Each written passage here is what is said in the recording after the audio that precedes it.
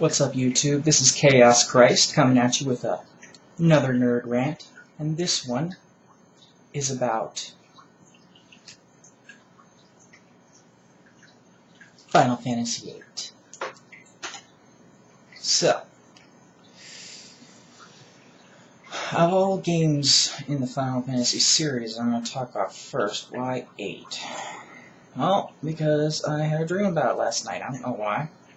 I dreamt about playing that game, but I did, so it's fresh in my mind. And I have a lot to say about it, honestly. Final Fantasy VIII is a game that heavily divides the Final Fantasy fan base. Some people love it, some people hate it. I'm one of those people that sees Final Fantasy VIII and just goes, eh. I can see its good qualities and its bad qualities, and well, let's just dive in. The first thing that separates Final Fantasy VIII from every other game in the series is everything involving the battle system. And it honestly frustrates me, especially considering I have OCD. So, what is the battle system in Final Fantasy VIII? Well, it's the active time battle system. There's nothing new there. It's the only similarity it has with any of the other games. Magic has been completely revamped in this game. No longer uses MP. There is no MP. Just HP. And magic becomes an item in this game, which immediately struck me as odd, but that by itself doesn't really present a problem. It's what they do with it. You see, in Final Fantasy VIII, not only has magic been turned into items, but any items other than consumable items, in other words, weapons, armor, all that stuff, accessories, are non-existent in this game. There is no accessories, no armor, no nothing to increase your stats. What do you think? Well, that sucks. So you're saying I entirely rely on leveling up just to increase my stats? No. In fact, you're discouraged from leveling up because your enemies level up with you. So it's actually more beneficial to maintain a low level. So how do I raise my stats? In this game, there are what are called Guardian Forces, or GFs. They are the equivalent of summons in every other game. They don't use MP, again, because there is none. But essentially they grant you the ability to junction your magic spells to your stats, which will raise your stats. So essentially the idea is you keep your level low and your magic stocked, and then you're going to have the greatest advantage in battle, because your enemies are going to have low level, but you're going to have massive stats from having, magic junction to it. So this immediately makes magic pretty much nothing more than equips, because if you cast a spell while you have your magic, while that spell is junctioned to one of your stats, that stat will go down. And many RPG players, such as myself, are just going to not want to cast magic at all because of the fact that we don't want to lower our stats. Add to that, magic is really tricky to get in this game. The straightforward way is drawing it from your enemies, where you just sit there and let your enemy wail on you, or you take like 5 minutes to draw a magic spell out of them. And then there's the more efficient way, where you learn a few abilities from your GFs that basically allow you to refine cards, which there's a playing card game in the game called Triple Triad, and basically refine these cards into items. And then another GF will have an ability that allows you to refine items into magic.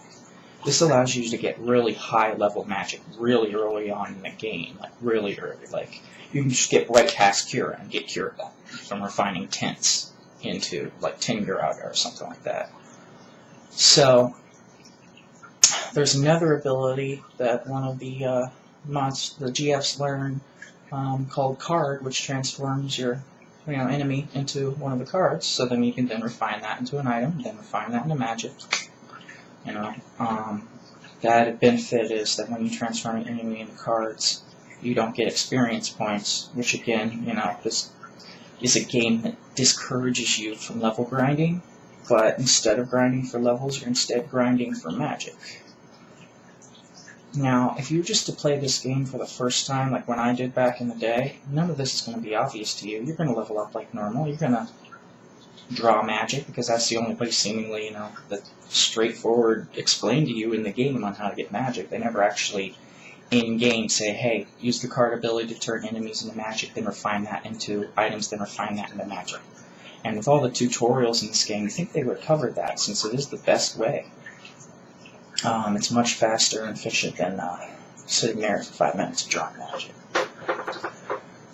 So basically, the battle system goes from being fun, like in most Final Fantasies, where you've got to use all these different abilities, think on your feet, to, I gotta whittle this creature down to a little bit of health so I can use card on it so I don't gain any experience and I get my magic. Or early on, I've got to sit here for 5 minutes and draw magic.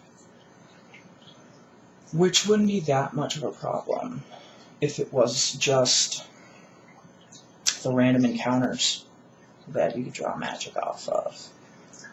But then you get to the boss battles, which a lot of the bosses in this game are really, really fucking cool. And I would love to actually fight them, but you don't really fight them. All you do is try to stay alive while you suck magic out of them, because of course every boss you encounter is going to have a spell, most likely, that you don't have. So you're going to sit there for 5 minutes and draw enough of that, 100 of that spell for everyone. So basically, after that, you just kill the boss. So it completely ruins the flow of boss battles, 100% ruins it. Which is a real shame, because I can tell from just the mechanics and the enemies that there's a really good battle system under there. So I think it would have been a lot better if they just made it so you could only draw magic from normal enemies and not bosses, because it completely ruins the flow of boss battles. Add to that, there's another ability that one of your GFs can learn called Encounter None or Encounter Half, meaning once you get that, other than getting your magic with the card ability, you can go through the whole game never fighting a random encounter. This is preferable, just because of, the fact that leveling up is actually a bad thing in this game. And there's people out there who dedicate guides to minimizing the amount of XP you get, like to the very last point. So, I always liked the battles in Final Fantasy. That's part of the fun, going around and fight battles. Sometimes random encounters will get annoying, yes. Doesn't mean I want them to not exist at all and only ever fight boss battles. It essentially turns this game into just a big, long, electronic storybook. Which, seemingly Square really has an obsession with that idea, because they essentially did the same thing in 13 in an entirely different way. But they basically made it just a big, long electronic storybook. Which is, again, a real shame, because the boss battles and the battles in Final Fantasy VIII are fun when you actually fight them in a straightforward way. But when you do that, you're actually hurting yourself. And, any RPG guy is going to not want to fuck up their party because of just wanting to fight a few random battles. Now, all this aside, I can see what they were trying to do with this. They were trying to make this game a min-maxer's paradise. Because by keeping your level low and keeping your magic high, you can min-max like a ridiculously insane amount. But the price that you pay for that is it completely ruins the flow of the game. And battles are a very big part of the flow of the game in Final Fantasy. Without those, it's just essentially an electronic storybook with an occasional boss battle thrown in. And the boss battles, since they have really good magic, you're going to sit there and draw that magic out of them, which ruins the flow of the boss battles. So that's the combat system. It has really good ideas, but it was executed in a poor way. If they had just completely eliminated the whole, need to keep a low level thing, that would have been much better. And if they had eliminated, drawing magic from boss battles, that would have made it a lot better. But again, that would have At least the first one would have gone against the whole min-maxer's paradise thing that I'm pretty sure that they were going for in this game. So, aside from the combat, what else does this game have going? A lot of people really hate the main character, Squall. I honestly don't mind him. You know, a lot of people call him emo and this and that. And I can see why, you know, because he's pretty mopey and all that. I really don't mind characters like that so much, because I am myself a fairly mopey person, so I can relate to him. Just being sourpuss in general. But, the other characters are pretty flat and pretty boring. Selphie's the typical bubbly airhead chick that's pretty much in every RPG. Think Riku, think Tifa. Only, you know, Tifa and Riku were a lot smarter, and that's saying a lot. You know, Irvin is, you know, your typical lecherous guy who's always hitting on women, which seems to be pretty popular with the whole... In Japan, you know, Inuyasha had a character like that. I'm sure there's tons of animes that have characters like that. There's Quista. She's the only other character I like, really. You know, but she's a teacher with a whip, you know, and she's the blue mage. And blue mages are always, you know, I love the blue mages. I just wish that in order to use her blue magic, you would have to be in Limit Break. But, yeah, so, and there's the love interest for Noah, and, they could have done better with her. She's pretty much an airhead. She was seemingly boning Cypher before she met Squall, which kind of, you know, lessens their whole love story. And you know, that's the main theme of this game, is that it's supposed to be a love story between Squall and Renoa. Everything else is just stuff that happens, brings them together. But yet, and I haven't beaten this game. I got all the way up to the final dungeon several times. I just haven't beaten it for one reason or another. So, you know, maybe something happens in that last dungeon, but I doubt it. But for a love story, they never really show any physical affection for each other, which baffles my mind. I mean, there was never really any physical affection shown for any characters in any of the Final Fantasies I played until 10, when Titus and Yuna finally kissed, and when I saw that, I was like, oh, wow, actually the love interests are actually showing some kind of physical affection for each other. But in 8, that's not there. I mean, you know, there's a scene when Izumi plays, which is okay, where they're just talking and he's, like, holding her in his arms, but they never actually kiss. And I just find that silly. Like, in a game that's about love and is a love story, they never even fucking kiss? It seems a bit silly to me. Add to that there's multiple Deus Ex Machinas in this storyline, like the fact that, spoilers, they all grew up in the same orphanage and somehow miraculously developed amnesia and can't remember each other until they end up at the orphanage.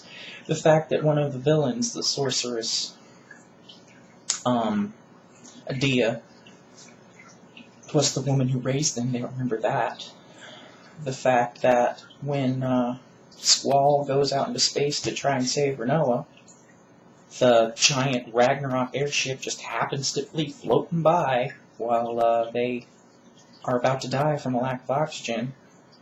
The fact that their only plan to defeat the evil time-compressing sorceress is believing in love and friendship.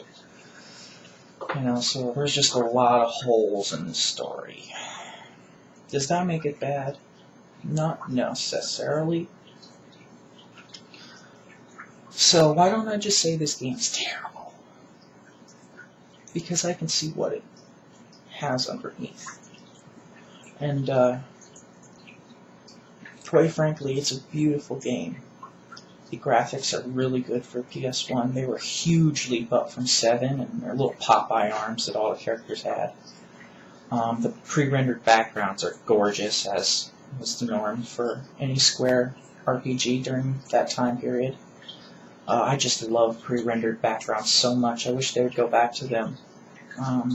They're just beautiful. Each one's like its own painting.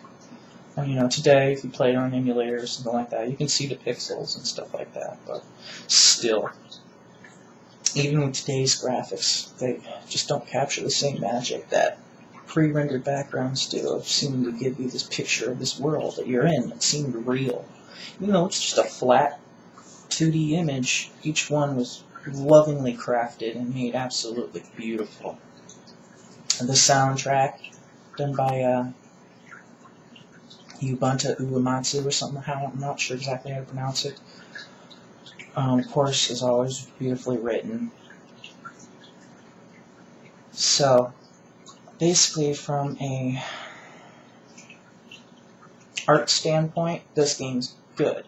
It's got beautiful visuals, beautiful animation in the battles, and you know, spell effects are very, very nice. The music's very nice. The pre-rendered backgrounds are awesome. So here we have a game that tried something different and it failed. It failed big time with its battle system.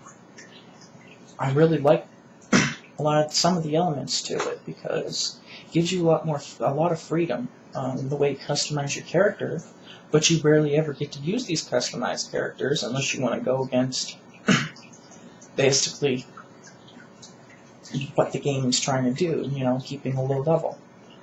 Unless you want to sit there and turn every enemy into a card, which then just makes it formulaic and boring. So I have trouble wrapping my mind around why people like this game so much, those that do, so I'm guessing it must be based on nostalgia. There's, like I said, some good aspects to it, but the pacing of this game is just bad. And a lot of that has to do with the battle system and the reasons I explained, and the Deus Ex Machinas that happened. But, you know, it's still worth a try if you like PlayStation Final Fantasies. You're going to find it to be very, very different from 7, very different from 9. I actually played it after I had played both 7 and 9, and I was like, what the hell is this shit? And this was before I realized what you're actually supposed to do in the battle system, keep a low level. And the fact that an RPG just discourages leveling me baffles my mind.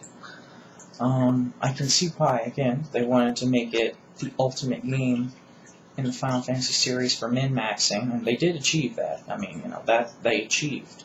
You can min-max the shit out of your party to an insane level. But it's just, like I said, a shame you're rarely ever going to get to use those min-maxed characters in battle, except boss battles. And even then, the majority of those boss battles are going to become boring because you can spend 3/4 of that boss battle drawing magic and then just finish them off in a couple of turns. I mean, so the fact that you can draw magic from bosses really, really ruins the boss battles because no one's not going to want that really powerful spell that's going to raise their stats. No one's going to just say, fuck that, for the sake of the boss battle. So, everyone, it's been Chaos Christ, and I really don't know what else to say about this game other than it's different, so if you like different, give it a try. If you don't, if those things that I talked about really turn you off, then I wouldn't try it. I wouldn't recommend it. But if you don't mind something's different, and if you love min-maxing, give it a shot. Has been Chaos Christ. Peace out, and fuck off.